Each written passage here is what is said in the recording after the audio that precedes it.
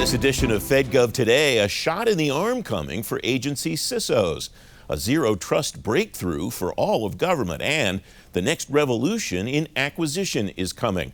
Welcome to FedGov Today in Washington, D.C., on YouTube and around the world on the American Forces Network. I'm Francis Rose.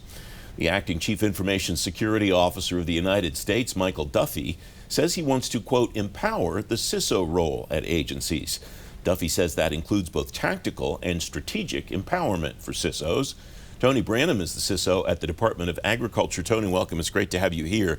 As Michael Duffy talks about empowering you and your colleagues across government, what are your top tasks right now as the CISO at Agriculture? So we have quite a few objectives we're looking at this year. And so even I think across the department, we're really looking at, one, how do we bring in artificial intelligence? How do we do this securely? Because really the dynamics now is we want artificial intelligence and everything to do automation, but how do we do this securely? How do we balance that? So how we do this from a risk management perspective. So that's one of our top priorities. Acquisitions is another thing that we're looking at. How do we get more for our return on investment? How do we invest in certain technologies to allow us to continue to protect and defend and do risk analysis? So we're looking at that. We're also looking at one of the most labor-intensive things that we do is our risk management framework, what we call the governance. And so we're looking at how do we start to automate that? How do we start to share authorization packages? How do we really streamline this? And so this is one of the things that we're looking at. Communications is always a big thing. We had a federal-wide continuity test recently, and it became very apparent to all of us that while we may be good within our own department sometimes, when we start growing multi-department, especially at the scale that we have now, how do we communicate? What is that command and control? That's one of the things that we'll continue to do. How do we share information across all federal entities? Because while we may have the information, how do I share with, for example, for like Interior or another department, something that's related? And so how do we share that attack data, and how do we start to collaborate? And so those are really some of the big picture things that we're looking at today. And then, as part of that, how do I enable the mission to allow them to deploy stuff on time? And so that's really the biggest thing. Today we find that we want to deploy technology quick, but sometimes they will say, well, cyber's slowing us down, but that's not the intent. We want to do it securely, and so really that's our focus. All those things really is how do we do it securely, to allow the department to do this great work. You have an advantage, I think, for doing all of that and pushing it down to the bureaus, because you've come up through a number of those bureaus. You've served in them during your time in the Agriculture Department. How does that inform the way that you're able to work interactively, not just with the ones that you worked in the past, but with the others that also need help at the CISO level, at the executive level? I think it gives me a unique perspective, one, because I understand the program level. A lot of times when you start at the department level, sometimes you lose the focus on the mission. What does it really mean? How does cybersecurity enable us to do it? I remember in other places I've been, we always heard no, no, no. I said, no. How do you work with me to allow us the mission to proceed? And so I take it from that perspective. I was in two different mission areas, and so I understand one on the emergency response and the animal side, and then one's on more of the rural development, loan process, and what does that segment look like? And so I was able to bring this to the department. And so when they start talking about what does a mission mean, does it make sense to me? All right. And so the question is, all right, how do I help them secure their applications and get to where they want to be? And how do we manage that risk management framework? And so I think that's been something that when I talk to them, I'm able to relate. And I think that serves me well in terms of my role that I have today. You mentioned the continuity test. What did you learn from that, and what did your colleagues across the government learn about what the holes are in the way that you communicate and share data with each other, share information with each other, and what actions do you intend to take at Agriculture to try to shore up what you all are doing? I think one of the things we all learned is it's okay if we share individually, but that's probably not the best thing to do, because there has to be a source of truth. And so who coordinates this across government? One of the things that we've seen that, at least from my perspective, we still see a huge role for CISA as coordinating across all the public sector, federal entities. How do we do that? And then how can they share? That way there's one source, so that way, I don't go to DHS separately or go to Interior separately or HUD separately with information, and then it becomes out of date because someone else has another truth. And so I think as we go forward, we're going to replay this again, do additional continuity tests. All right, have we streamlined our playbooks so we know who's doing what and making sure how do we report out. We're pretty good, at least from agriculture, being able to report out. Sometimes it's getting information back and making sure all the other entities, because most of the things that we see today is wide scale. It's just not one department, it's just not one industry. Usually when we're seeing threat actors, it's across multiple different agencies. And so it's one of those things that we've really determined that, yes, we have to have this coordination.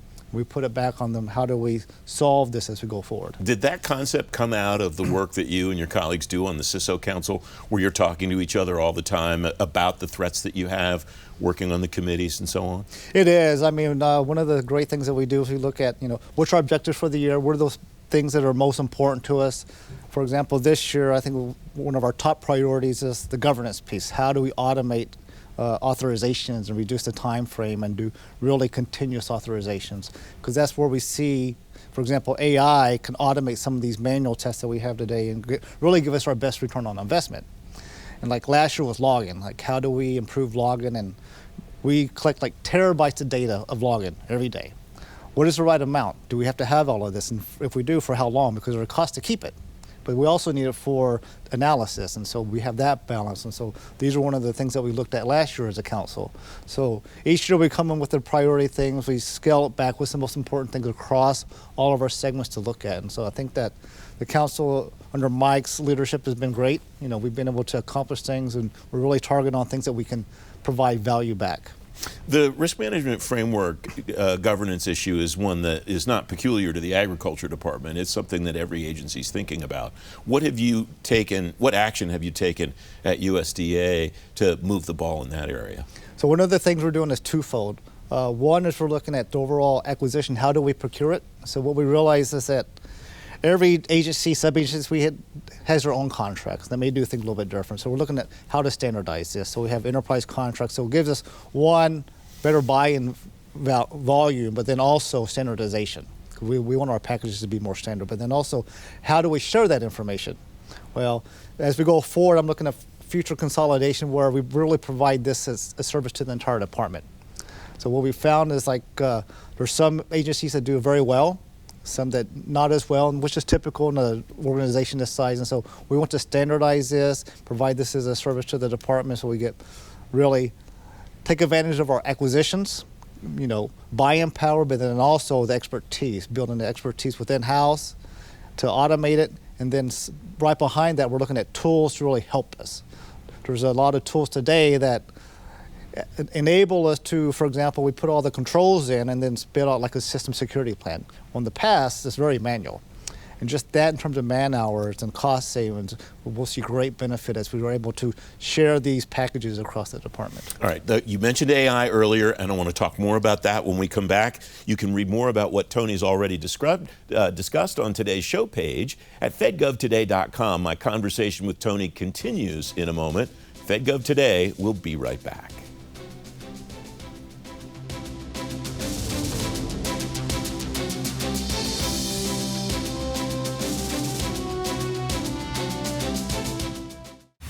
Innovation doesn't wait, and neither do we. At Maximus, we solve problems, streamlining operations, delivering solutions at speed and scale that drive measurable results. From strategy to execution, we simplify complexity, building trust through expertise and innovative technology. Every service, every time. Efficient government delivered. We don't follow innovation, we drive it. Maximus.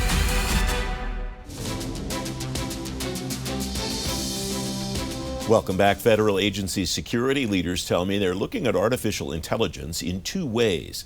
One is how to secure AI applications. The other is how to use AI to secure their entire enterprises. More now with Tony Brannum, the Chief Information Security Officer at USDA. Tony, you talked about AI in the first part of our conversation, particularly about automating the ATO process. I imagine that's just one segment, one small slice of the way you're using AI for security now? Yes, we're actually looking at, we're going through pilot phases now on how do we actually use it for multiple things. One is we want to look at threat detection, log analysis, vulnerability scans. And so while we may do a lot of vulnerability scanning and scans of our network and stuff, but how do you process this information? Because it's such a large amount of information. So even if you do it, just man hours, it takes a lot of time. So one of the things I'm interested in is how do I use AI to do predictive analysis on it, to allow my technician or cyber technician to say, all right, maybe here's something you can look at. This is an anomaly. And so how do we look? So that's one thing we're looking at for the detection. But then also, how do we actually do, hunt, right? And so we want to hunt, we want to detect, but then also sometimes how do we attack? And so some of that is even internal to our own systems. We have to do scanning of our environment, So we need to be able to use it for the same thing. How do we replay it for ourselves and understand where our weaknesses are? And so we're evaluating those sort of tools today, like how can we use it safely? That's really the biggest gap today. How do we train the models to do what we want and detect? And so there's a lot of possibilities there. We're still early on in the phase to be able to do it. While we see a lot of value, we also want to do the governance thing that I mentioned earlier, because we see short term there's more value in terms of man hours, in terms of being able to automate our ATOs. And just because we do so many every year, we do a third of controls every year on every system that we have, system boundary. As we go forward and we're doing a lot of consolidation in the department, we're looking at how do we do overarching authorizations and then do sub-boundaries. And as part of that, we want to automate the authorization process. That way, as we're going through all of this, each of our components we're able to benefit from it. And so we're looking at potential huge return on investment, even across all of government. I think once we get one or two lighthouse departments that do it, it'll start to span across all of federal government. Did you start with the analysis process of determining where you wanted to apply those pilots, just with how many labor hours can we save, or were there other criteria that you used to decide where you wanted to start? We're looking at value because there's one of the things we want to do is speed to market to get systems authorized. And there's such a long, even if it's 6 to 9 months, typically today that's too long. A lot of times we have new laws coming out. Like, for example, you have a new program where you have to get funded now. It's a new system. We can't wait 9 months or a year for the accreditation package to get done. We have to do it quicker. So when we do these new ones, the more we can automate some of the risk management piece that's just controls and be able to test it, that'll help us get that out. If I can do within 30 days to 6 months, that's the perfect thing to do. And this is why we always do like FedRAMP. Well, if you don't have a FedRAMP package there and you have to do a full FISMA compliance, we have to speed this up. And so just because of the speed of what we're doing, we're looking at how do we improve that process and get some of the manual part out of it. How will you evaluate beyond speed and labor hours saved? How will you evaluate these pilots to determine this worked really well, let's try to scale it or apply it to a different area, or this didn't turn out the way that we hoped, so let's either reshape it or move on? Well, I think there's, as we start to go through the evaluation, it'll naturally, we'll start to say, all right, what's the success? Success may look like, all right, if we do 10 packages and in the past it took us 9 months and on average we're down to 6 months or 3 months, this is what we start to see. Or if we start to see in the inverse, well, it may be a shorter but it created more risk, well then that's not obviously our goal. Did we miss things or did we not train the models well and it's going to cost us more money to train the models? These are sort of the offsets that we have to look at. And so as we start to look at that, we'll have defined criteria on success and not how do we compare the platforms, because not every platform that we looked at is exactly the same. They all have different features and different maturity models, and as we know, the speed of AI just continues to move. And especially the agentic AI is what we're looking at, is how do we automate some of that, and just not the AI to produce the results back, but then how do we fix some of it? And so if I can take that AI, for example, and say we have X number of POAMs that we need to fix, well, if I can have in the background with other systems tying to agentic AI, say, go out, fix this, once the ticket's resolved, report back, close my POAM. So that's the other value of it, as we're going through this, as we're going through the assessments. We have a little bit more than a minute left. I won't ask you to reveal them, although you can if you want to, but do you have an idea of what you might want to look at in the next round of pilots or the next round of tests beyond the ones that you're working on now? We're probably going to, one of the things we're really looking at is more integration, not just cyber, because we want to be able to integrate the entire customer experience. And in order for us to do it from a cyber perspective, we have to tie into some of the service desk operations, right? As the tickets are coming in, what's a vulnerability, a threat, how do we take that and route it through the system and either tie it into the security system for like credentialing, for example. One of the big things we're looking at now is automating our credentialing and our certificates. And so from my perspective, like as they have decreased the time for certificates, that is the biggest part, man hours, trying to find it. The certificate is expired, nobody can log in, or website is down. We have to automate that. That's probably really our next phase. How do we use AI or machine learning to manage our certificates and make it really streamlined across, one, our cloud brokers that we use, but then also internal to we do as we do identity management. Tony, it's great to have you on the program. Thanks very much for coming on to talk about your work. Thank you, Francis. I appreciate it. You can read more about everything Tony and I discussed on today's show page at FedGovToday.com. Up next, the next revolution in acquisition is coming. FedGov Today with Francis Rose will continue in just a moment.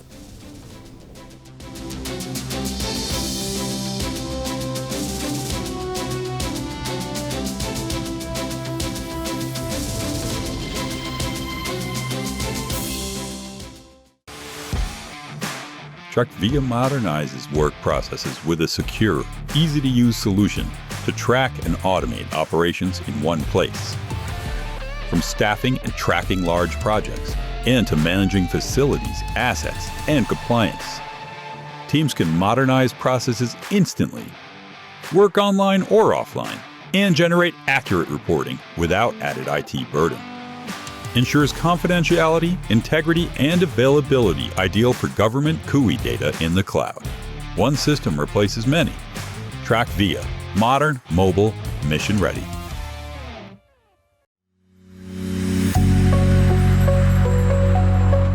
A lot of healthcare fraud in the industry, and so we need to focus our resources in the places that are going to give us the biggest bang. So we're looking at outlier behavior, we're looking at the number of dollars and claims that have been submitted to us for payment, and we're looking for things that look abnormal. And so sometimes those abnormalities can be explained and they're legitimate, and sometimes they're not. About the importance to the mission, how important this use case is for your mission, right?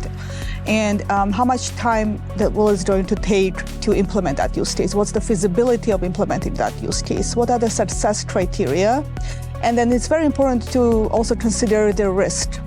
And it's not only the risk in terms of security and safety, but also the risk of not implementing AI and falling behind.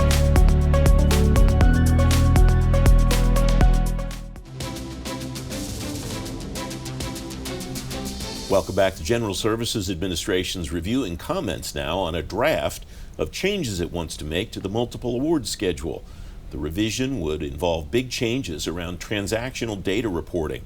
Tom Howder's former Deputy Commissioner of the Federal Acquisition Service at GSA. Tom, welcome. Thanks for joining me. This is called Refresh 31. Correct. What do you see in this? We'll talk about TDR in particular, but broadly, what do you see in this refresh that really matters to people at agencies and really matters to the vendors that want to do business with them? Well, it's two things. It's both the transactional data reporting, TDR. It's also the American AI clause. And it does a number of other things too. It removes some clauses as well, reduces some of the burden. Most of the heavy lifting for the RFO is actually done in Refresh 30, but this one has the two big provisions for TDR and American AI. All right, TDR has been controversial. Some vendors have pushed back against it. The GSA Inspector General has written a number of reports about it. What is TDR today, and what will change if the changes the GSA wants to make do go into effect? Well, TDR today is still a pilot. It's been a pilot for 10 years. So it was April of 2016 when it was first put in place. And it's really evolved over time. It started off purely with a lot of the products and started expanding into services, but it didn't include all the special item numbers in the MASS program. We did increase the number of those in the summer of 2014. That was one of the big things that I accomplished when I was the acting commissioner there.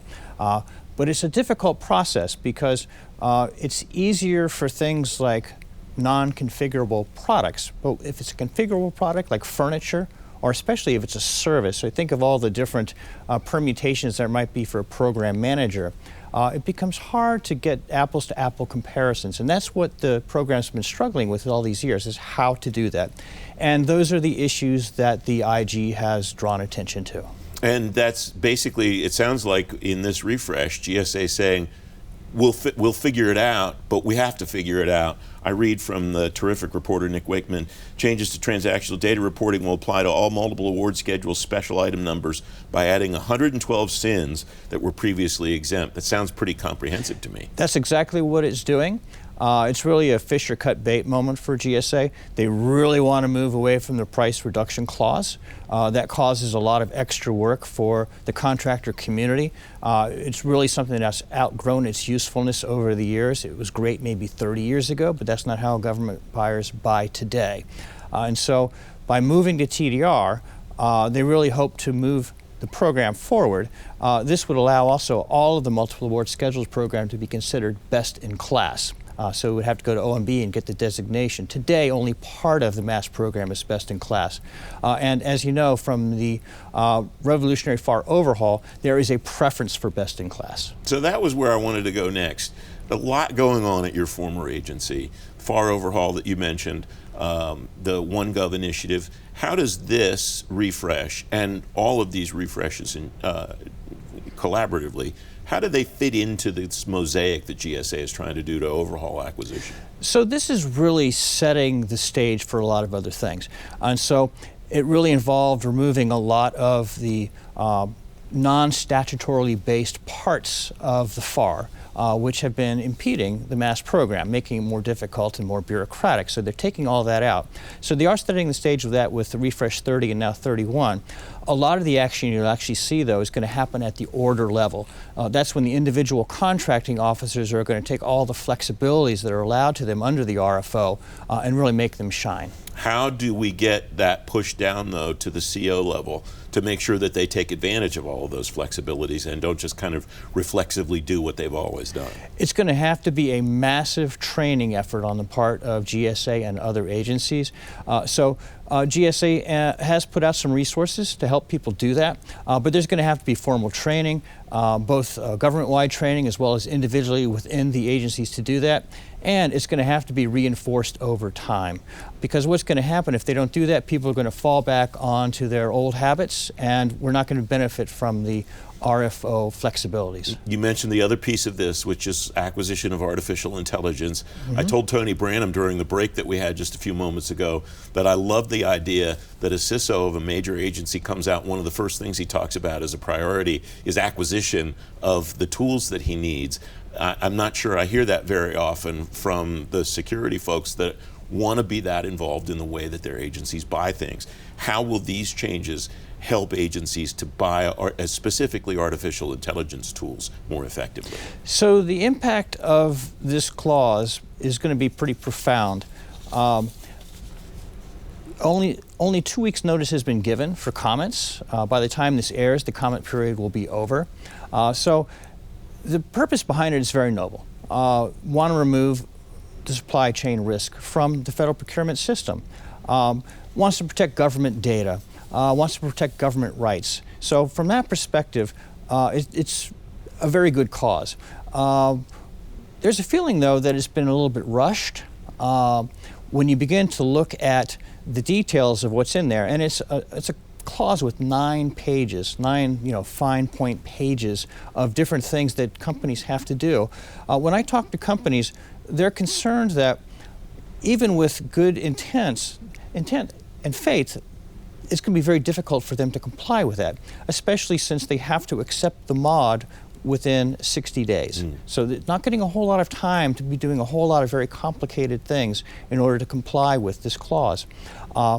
Once it's refined and once it's in place, I think it'll be a great thing for government. But until then, it's going to cause a lot of angst in our contractor community. I read again from Nick Wakeman's piece in WashTech.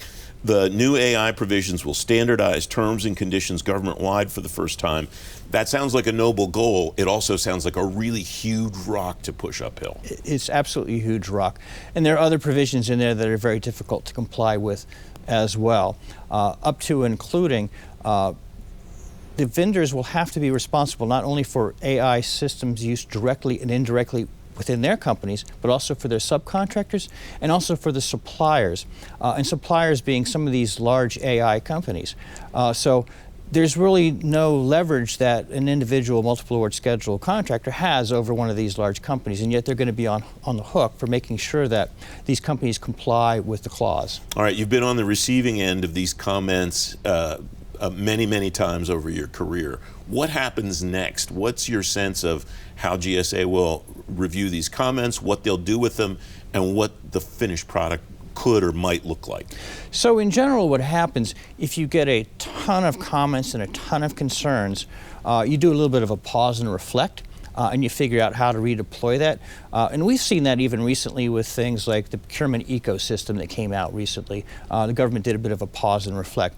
What we don't know is whether the rush to get something in place is so important that they just say, well, we're going to put it in here now and then we're going to worry about it later. So it could be something that happens very, very quickly, or there could be a pause and reflect. We have about a minute left, and I'll end where we started.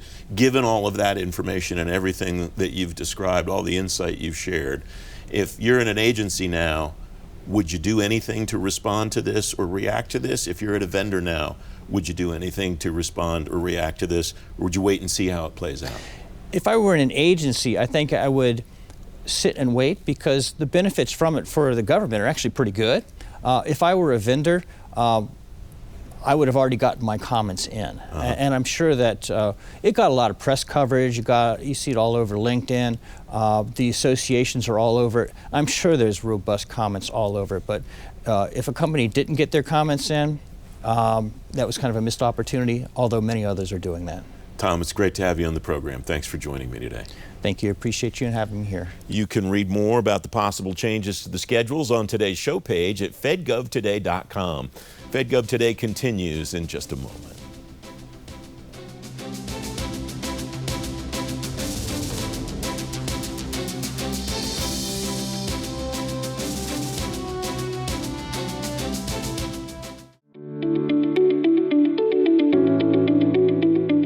And that's very hard to do when you don't have that interoperability. And I think the other key thing when it comes to interoperability is if you've got a bunch of snowflake architectures or unique architectures that are out there that are ingesting that data differently, they're obviously going to output that data differently. So I think, consolidating platforms where there's overlap and having that unification of platform is key to our soldiers downrange interpreting the data.